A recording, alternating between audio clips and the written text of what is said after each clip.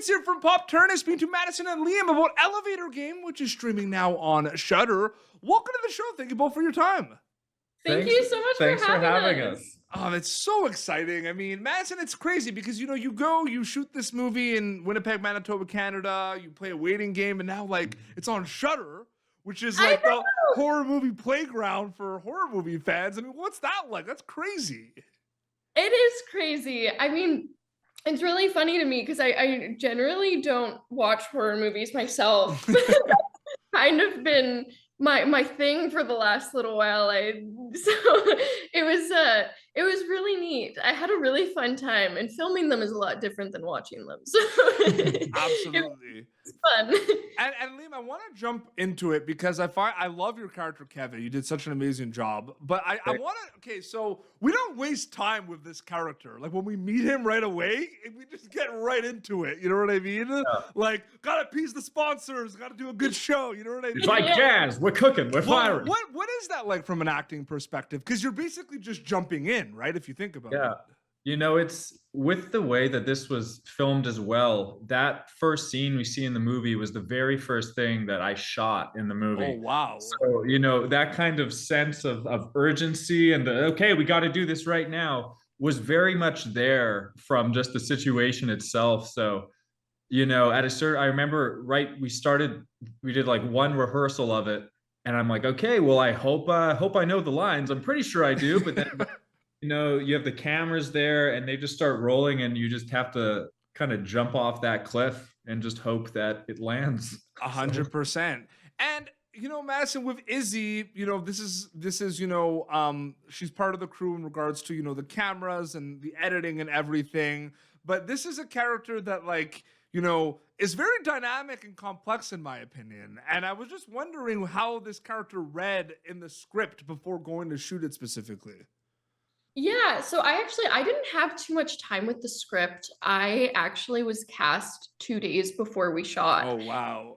So it was a little bit wild. I was living in Vancouver at the time, and I remember flying out that night. The night that I had auditioned, they actually asked me to go, I think, at 9 o'clock, 6 hours after I had auditioned. I was flying out and I was reading the script on the plane.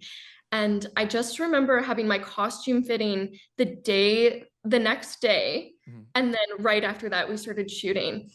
And so I was the last person to get the script. And I just remember thinking like, oh my goodness, everyone's already going to be best friends. This is going to be so tricky to kind of figure out where I fit in all of this. But Izzy was so fun. I mean, she had her own very distinct personality. She was so sarcastic and she was so witty, but she was still playful, and I didn't want her to be too edgy where she wasn't lovable anymore and people wouldn't be upset if something were to happen. Yeah. And in terms of marketing the movie, like Izzy has one of the best stills, if you know what I'm talking about, with like the blood. Yeah. My blood, by the way, just to put that out there. Okay. No, that's a spoiler. Oh, yeah, no. I gotta hand it to you though. It was a good spoiler. See what I did? Do you guys see what I did there? Maybe, I don't know. that was the okay. Actually, we can talk spoilers. I can just say spoiler alert. You know, a hand comes out of your neck. There, that's the true spot. Yeah, we won't say how, but maybe or may not at some point in the movie, a hand may or may not come through the front of my neck. Yeah, there may not be an elevator involved as well. But what's going through your mind when you read that in the script? Because you know there's a chance you're in a horror movie, right? There's a chance you're gonna die.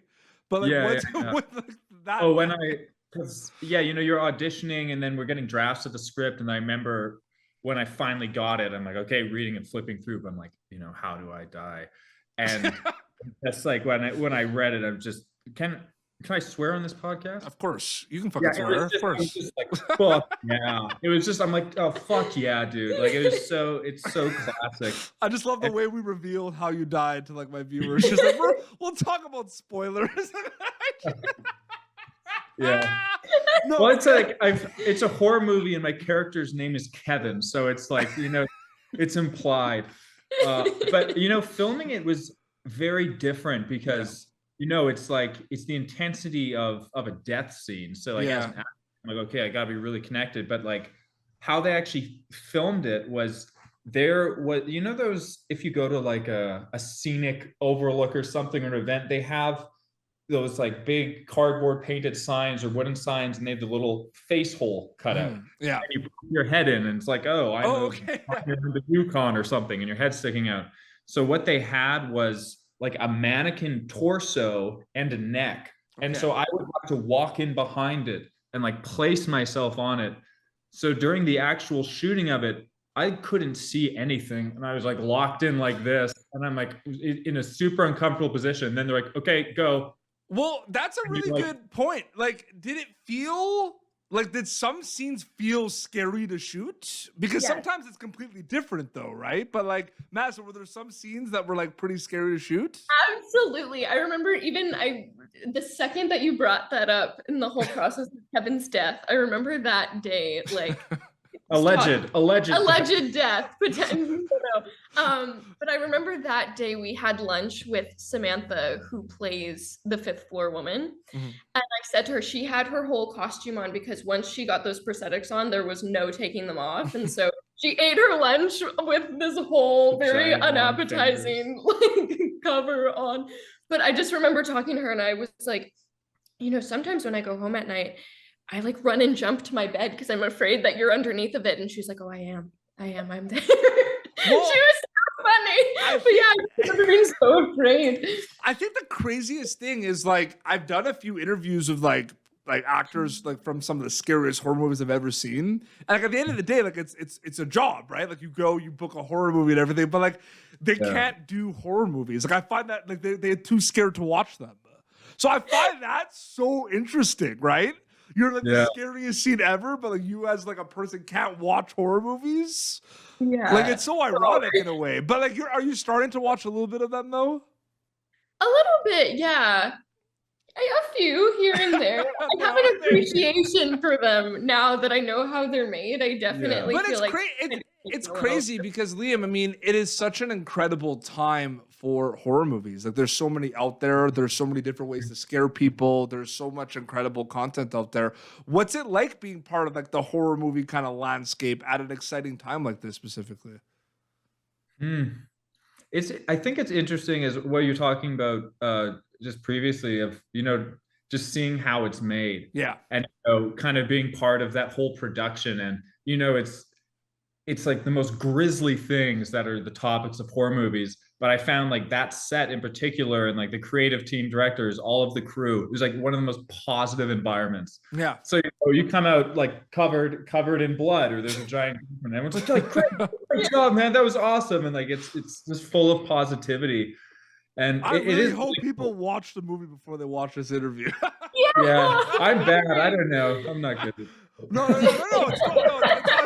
It's not me too. No, but it's just like I'm gonna do my due diligence. I'm like spoilers and everything.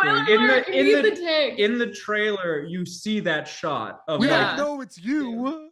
Yeah, I guess. He has the iconic Kevin like vest on though. So the iconic Kevin. Did you guys see? You saw the last like reel that Shudder put out, like the last like trailer. Like that was like that sold a lot. Like I said it to a lot of my friends. They're like, this looks terrifying. That's awesome. Yeah, that one I thought was the scariest of them all. There were a couple different versions of trailers, and that one to me, I was like, okay, I mean, it's a fun Elevator Game is a fun horror movie. It's I had a fun time watching it. It was a blast. And the timing's great. Like spooky season's right around the corner. So true. Like it's going to be part of horror movie marathons. It's going to be a whole thing. I wanted to ask you both. There's something in this movie that I find is really cool that happens where your characters are kind of involved with everything and you react, but it involves, you know, Gino's character and Alec's character, Chris and Ryan. Where is it Ryan, Gino's character's name? Is it Ryan? Okay, yeah. Okay, so when you kind of find out that Becky is Ryan's sister, there's this interesting thing that I'm just curious from a storytelling perspective. I want to hear both of you reading this in the script or kind of seeing this where, you know, Chris, played by Alec, is originally like a jerk, right? He's conceited, right, and everything. But when we get that news about everything with Becky and everything from Ryan, there's this shift, right? Where he's not a jerk anymore. He's a villain. You know what I mean? And I just find that really interesting, right? Because you're watching this movie and you just snap your fingers. And just like, I know it's a movie with a lot of like this urban myth, elevator game and people dying and everything. But like that tension was really interesting as well. Like, what was that like reading that part in the script, Madison? Because I thought that was something I really took from the movie too. Mm-hmm. Reading that part in the script, I mean, I kind of had an idea of how I thought that it would go. And then when we were actually on the day, I remember like biting the inside of my cheek because I was trying really hard not to laugh because I've known Alec and I've known Gino for a really long time. And so we had a lot of like, they were very serious moments and they fully committed to it 100%. But I just remember one take specifically that was so funny. Gino had come into it and just matched Alec's energy at 100%. And everyone kind of took a moment in this very, very intense scene. And we were all, I remember looking directly at Verity because we're kind of in this big circle and just biting my cheek because I just tried so hard not to laugh because I just knew them as people. But then once we got the ball rolling and we were really doing it, it was very intense. It gets intense to look at that kind of transformation. I mean, like there's a lot of transformations with a lot of these characters. These are all like dynamic characters. Some are quirkier than others, but like, what's that like seeing that kind of dramatic kind of component of it in like a horror movie? I think it's nice because, you need that, the relationships between the characters to really care about them. Yeah. If you have a group of people who are completely static and they don't know each other and there's nothing there, then it's like, okay, why do I care about anything that happens? So I think, having that scene and having, higher stakes and having personal relationships and you see just the other sides to those people come out, I think it will allow, the audience to connect with them more. And so, and that's why I think it was so fun to shoot as well, because, we had some fun kind of snappy banter scenes at the beginning where we're like doing a startup or it's basically, and then you have, more serious scenes where there's things coming out of my neck. And then you have like this dramatic scene where, like holding people apart, screaming. So yeah, it was, I think it just adds another layer to the movie itself. And then from an acting perspective too, it's just so much fun because you come in every day and there's something new to do, like a new tone and all that. Yeah, totally. No, that's so well said. Are most of you Winnipeg actors like that were working on this movie? At the time, yeah, I think we're all, because it was shot. The movie was shot in Winnipeg, Manitoba. Yeah.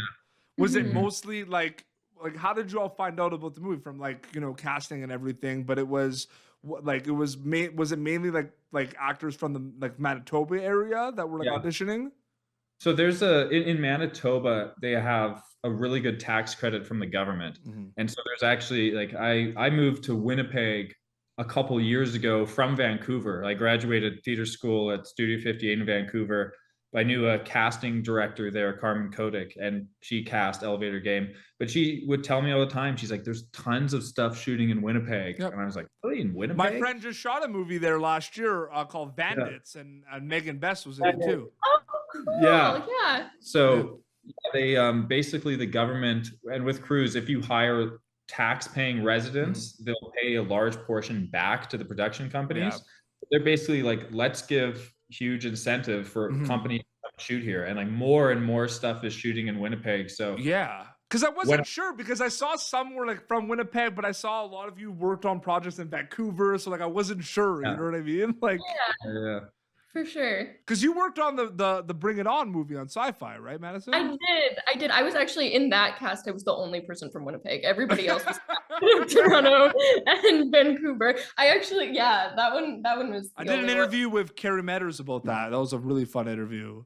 Oh, nice! Yeah, Carrie's amazing. It was really fun, and it was last year because it came out around this time, like spooky season. It did. Yeah. So you don't like horror movies, but you're casting them. I know it just works out like that. I don't know. It's just the rule, I guess. But they're very fun to make. Yeah, 100%. I feel like they're also. It's funny you talking also about the business component of it, like the tax and everything, Liam. I mean, they're also cheaper to make. Like Insidious, The Red Door cost $11 million to make. That's Like surprising. think about that for like a big horror movie like that. Yeah. That's, and you have Yeah. movies like Indiana Jones that cost like 300 million to make. Well, I always think of like the Paranormal Activity. Yeah. Was it 100,000, I think, was the Yeah, first so one. Yeah. small, and Wow. yeah, I think there's, when I think of things that kind of connect people no matter what, I think one of them is music. No Yeah. matter what language you speak, you can listen to music and you can have a great reaction to it. You can understand the feeling of the artist. I also think another thing that connects us, like what is a human thing, is fear. Fear. Of like, everyone knows fear. But it's like Everyone when I watch a horror movie, I feel like it's the equivalent of like going on a roller coaster. Like I truly do feel that way. It's Like, the way to experience fear. Like I went to go see The Nun 2 in theaters, and that's like a whole experience, right? You're sitting down, you have your popcorn, the recliner seat, and you're just like, oh my god, like there's so much scary things happening. You know what I mean? Like Well, yeah, it's like even you're strapping on a roller coaster. Like it really is the same thing. Yeah. 100%. It's very scary. It takes you through a lot of emotional ups and downs. But even yesterday, we got together with Megan, who was Becky, and we watched the movie. And I just remember feeling like, oh my gosh, like what is behind the couch? What, my feet are on the ground and it's an open couch. I have to put them up. I was so afraid. I was like, ah! And there were moments of genuine fear watching that. Yeah. And I can't wait for people to watch it because it's just a fun horror movie, and I'm doing my best to get it out there. So I really appreciate it. we got to get it out there. Madison, it was so great chatting with you, Bill. Thank you so much for coming on the show. Thank you so much Thank for having you. us. You're a That great was interviewer. so fun. Oh, I really appreciate that. So Elevator Game is streaming now on Shudder, so they gotta watch that. Where can people follow both of you on social media, keep up date with things? It's just your Instagram accounts are probably the best way to go, right? Yeah. Is it just your Instagram. names? Yeah. Mine's L Stewcan. So portions of my name. Is it just your name? No, kinda. Yeah. And what's yours? Mine's just Madison MacIsaac. Okay, perfect. They can check that out. Awesome. Well, this has been Popternative. YouTube.com/Popternative for previous episodes. Just in time for spooky season. Elevator Game is streaming now on Shudder. Until next time, this is Madison, Liam, and Petey Beats signing off. Thank you for tuning in to Popternative. Make sure to check out our past episodes of Popternative on YouTube. This has been an Autograph Communications production.